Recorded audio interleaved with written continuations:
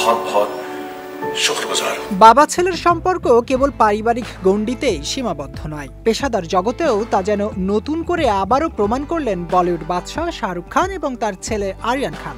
সম্প্রতি মুক্তি পায় আরিয়ান খান পরিচালিত Netflix series the ব্যাডস of Bollywood. মুক্তির পর থেকে দর্শকদের কাছ থেকে অসাধারণ সাড়া পেয়েছে ব্যাডস অব বলিউড।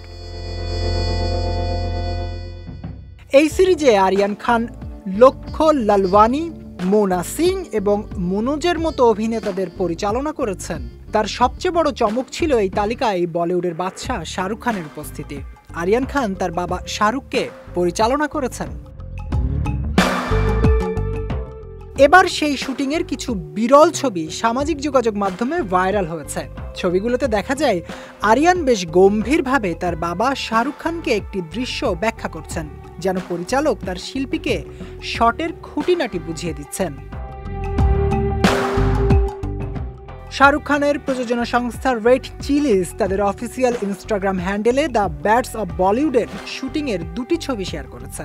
ছবি প্রকাশ্যে আসার পরপরই বাবা ছেলের এই জুটি ভক্তদের ভালোবাসায় ভাসছেন। নেটিজেনরা মন্তব্য করেছেন, দুইজনই তাদের কাজের প্রতি আন্তরিক।